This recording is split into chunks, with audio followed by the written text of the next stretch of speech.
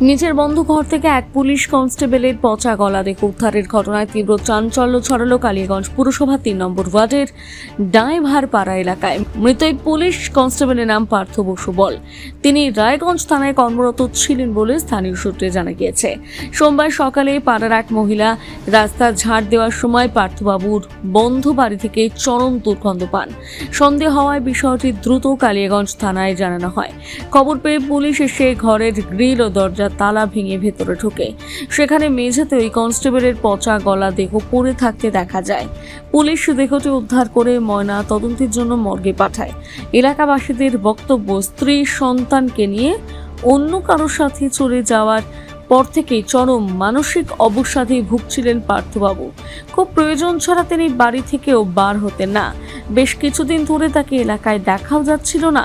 এ বিষয়ে মৃতের প্রতিবেশী সুমন্ত বোস জানান, তো ওনার বউ চলে যাওয়ার পরে তারপরে থেকে উনি ডিপ্রেশনে চলে যায়। তারপরে বাড়িতেই থাকতো, চাকরি করতো, পুলিশের কনস্টেবলের চাকরি করতো। রায়গঞ্জে পোস্টিং ছিল, এতটুকুই জানতে পারতো। তারপরে বাড়িতেই ছিল। বাড়িতে থাকতে থাকতে জল আনতে যেত, পাড়াতে ট্যাপের থেকে জল আনতে যেত। এবার দীর্ঘদিন ধরে 20-25 দিন ধরে দেখছি আর বেরোচ্ছে না। তো বেরোচ্ছে না, একটা দুর্গন্ধ। আমার মিসেস বাইরে ঝাড় দিতে আসে, তখন দেখে যে একটা গন্ধ বেরোচ্ছে। তারপরে আমি ইনফর্ম করি থানায়। আচ্ছা, আমাদের পাড়ারই এক ভাই চাকরি করে, তো ওখানে ওকে ইনফর্ম করি। তারপরে পুলিশ নিয়ে এসে দেখে যে পচা গলা একটা মৃতদেহ ভিতরে পড়ে রয়েছে। কি মনে করে তারই মৃতদেহ হতে পারে? না, আমার মনে হচ্ছে অসুস্থ তো ছিল। না, মৃতদেহটা কি তারই হতে পারে না অন্য কারো কেউ?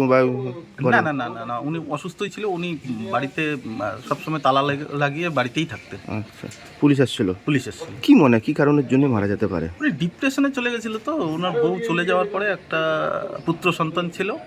সে আর মানে ওরা চলে যাওয়ার পর থেকেই আর ও তারপর থেকে প্রচণ্ড ডিপ্রেশনে, ও কাজে যেত না, অফিসে যেত না, বাড়িতেই থাকতো।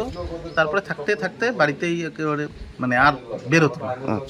উত্তর দিনাজপুর থেকে অনুপ জয়সওয়ালের প্রতিবেদন, নিউজ টুডে।